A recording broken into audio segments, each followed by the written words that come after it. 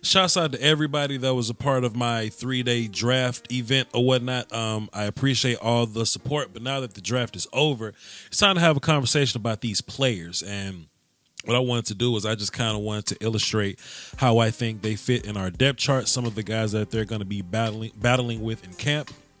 And I also wanted to do a 2-year projection, because this draft, not only was it about getting help, and I think some really good depth and rotational help, but I also think it was about setting ourselves up to cover our asses in the years to come. So I'm going to be doing like a 2-year projection type of deal. So just stay tuned with me. So I kind of thought of this concept because Stephen Jones was like. Stephen Jones said this might be the deepest roster that he's had in a long time, right? And it makes sense. If you look at where we're at now, like I remember like one of our rotational guys, like, Jeremy Mincy is starting, and or Benson Mayo would be a rotational guy, You look at some of our guys and then look at the bench guys and look at the guys after that. Like, we got talent for the right defensive ends. For example, Robert Quinn is a guy. Gregory's on the bench. Crawford can rotate in there. Like, we got guys that can go. And what I think ultimately matters in this is that I think if you can draft a player and he starts on your team immediately, I think you're lacking in that spot. So the fact that we got these players, and they're all important in their own right, the fact that we got these players, and I don't really think they're going to get starting time day one. I think that says a lot of it says a lot about the good shape that this team is in. So let's get started. This is our starting D line, right? And these next few clips, I'm going to be talking about the 3-tech position, left defensive end and right defensive end. Okay, so is Tristan Hill or Jalen Jelks or Joe Jackson going to be starting? No, absolutely not. Because hell, Robert Quinn, Tyrone Crawford, DeMarcus Lawrence, they're gangsters. Like, good luck trying to take their job. But this is what I think the depth chart for 3-tech is going to look like.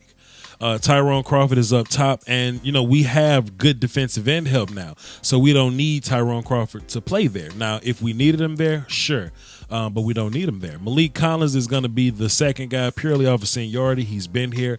However, I do think that Tristan Hill comes in better than Kerry Hyder day one. I just think he's way more talented than Kerry.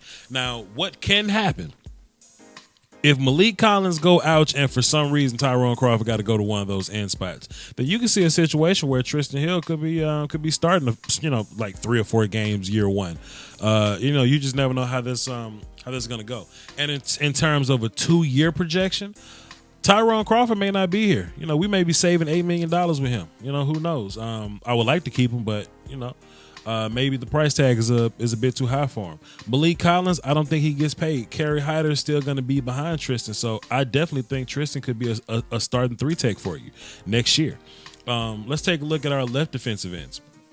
Left end, strong side guys, the run stoppy dudes or whatever that can give you pass rush if they can or whatever. That's basically what Joe Jackson is here.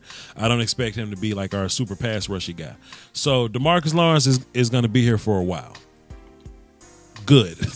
That's fantastic. So it's going to be hard for Taco and Dorrance Armstrong to find their spots. I don't think they're going to be playing right defensive end. They could probably do it in a pinch, but I don't think that's their spot really to go to. So if you're Joe Jackson, you're competing with Taco and Dorrance Armstrong, and this battle is really close, in my personal opinion.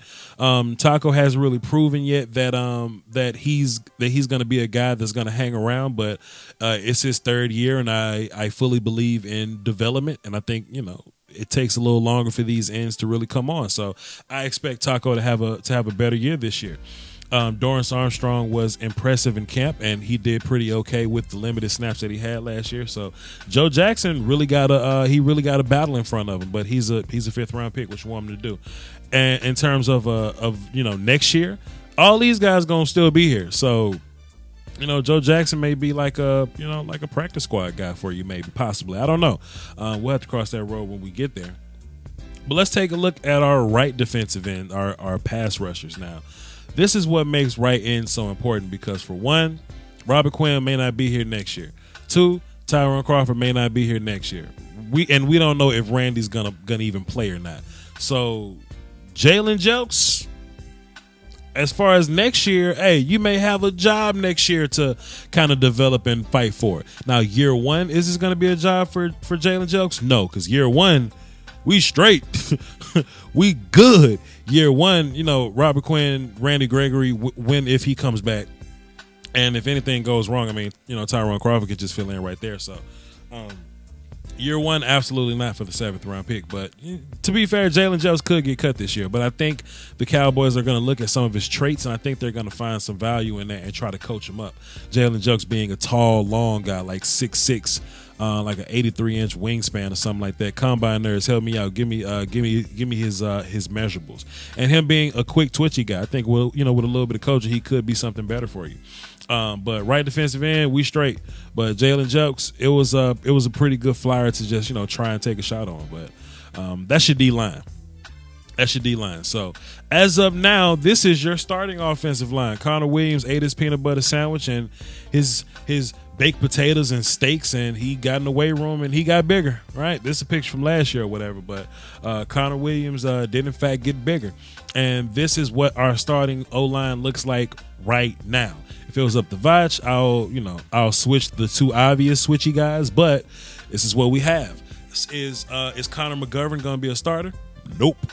We're just we good here for now, regardless of how I feel about our right tackle. So let's take a look at our depth chart, just our current left guard depth chart. Connor Williams is the first guy. That's just based on, where we're at right now. Connor McGovern is the second guy. And I do think Connor McGovern comes in better than Xavier Su'a-Filo. Su'a-Filo is a big, heavy guy, but he's got bad feet, and I don't think he's very strong. I just think he's heavy and in the way. Connor McGovern, who's not as big as Su'a-Filo, I think he's going to get a little more swole in that weight room program or whatnot, but Connor McGovern being a big, strong, nasty, hard to move dude. Plus, I think his feet are better than Xavier Su'a-Filo's. Are any of their feet close to Connor Williams? No, because I think Connor Williams got tackle feet.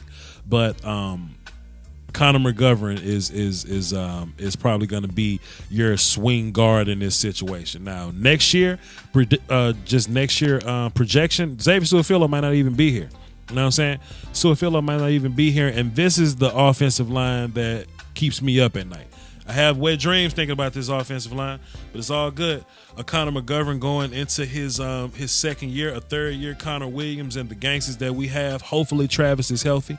The gangsters that we have on this offensive line. This is one that I can be pretty proud of or whatever.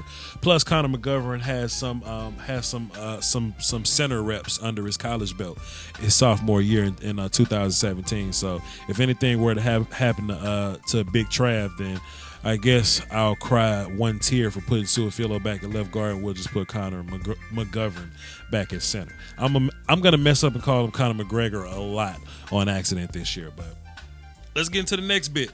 This is your backfield: Ezekiel Elliott, Dak Prescott. Pretty easy, right?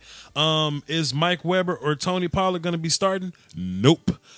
Zeke is fantastic. Zeke is the best running back in the league. I said it, and we don't know if we're going to pay him yet, but we'll see what happens. This is your running back depth chart. Even though we drafted Tony Pollard early, think about it as Tony Pollard being more of a utility player also as a running back. You know what I mean?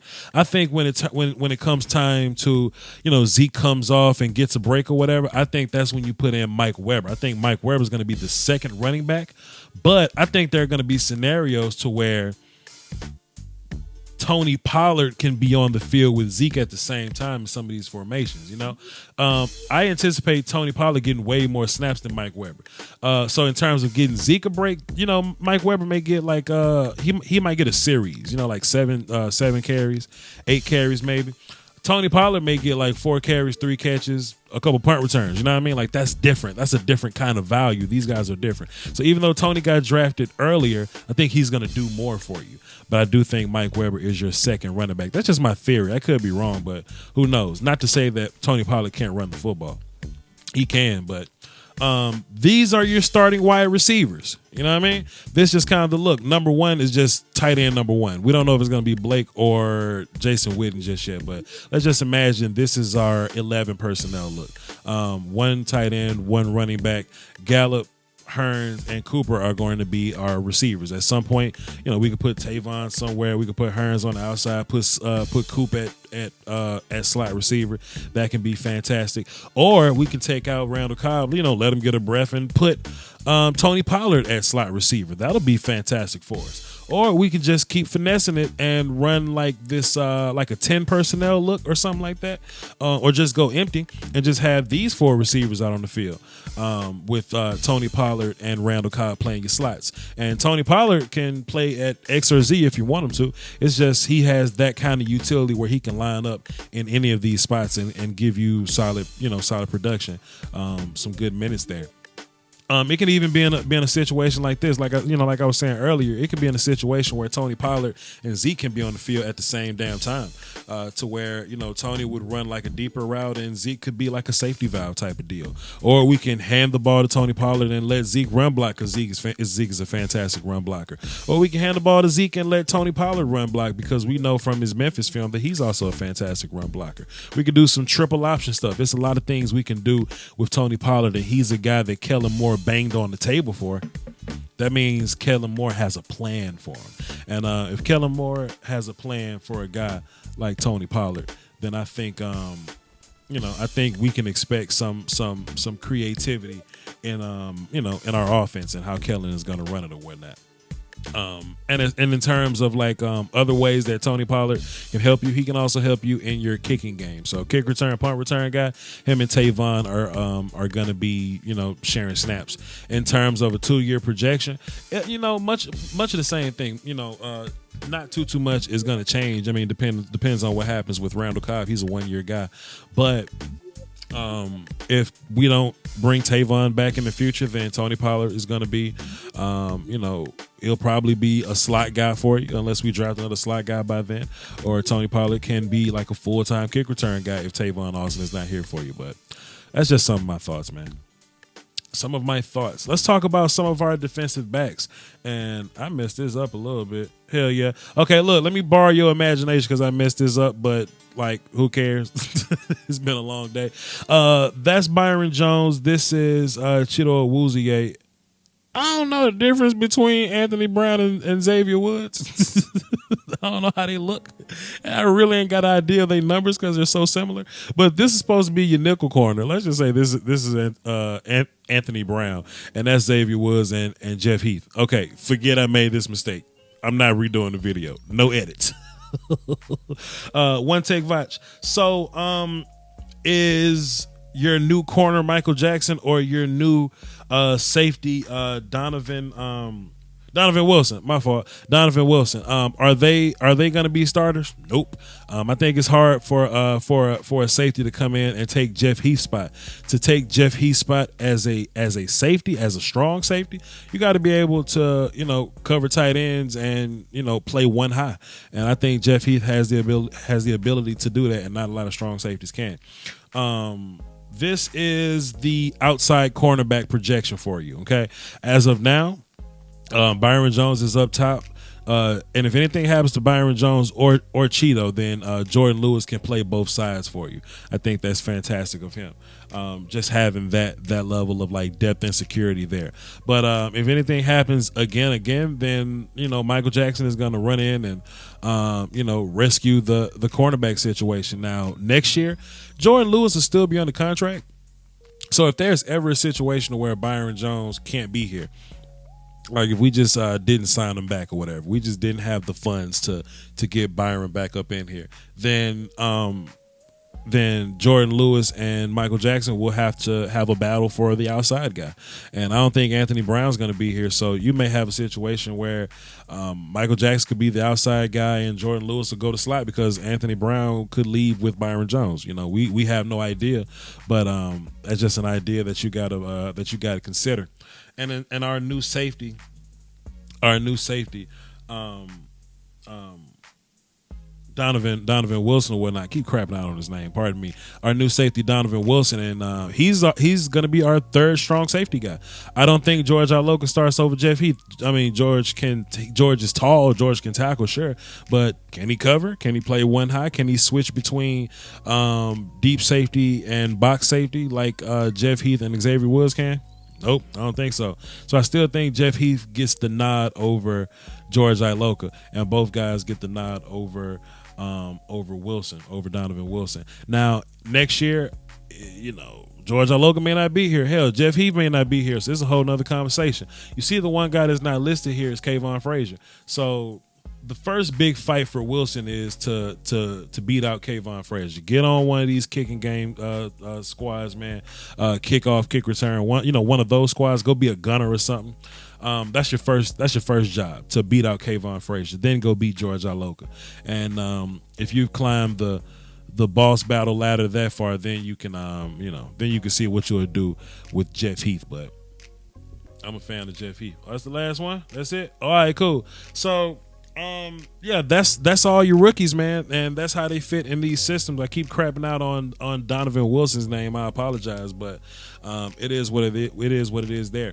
But these are our guys, man. I think we have a fantastic draft, and I think we've covered ourselves for the future. I do think we have great players, but I think we got great players on the roster already. So should you be mad that they're not starting? I mean, you could be mad that they're not starting, but that don't mean that they're not good players. It just means the guys that you have in place are fantastic already. You know what I mean? Anyway, y'all hold it down for the Doski Woski, man. Like this video, comment, subscribe, hit the notification bell so you know when I drop random ass videos in the middle of the week just like this, and follow me on Twitter, VOCHLOMBARDI. The Patreon is more important than food and water. Y'all hold it down for the Doski Woski and the Peasky Whiskey, man. Salute.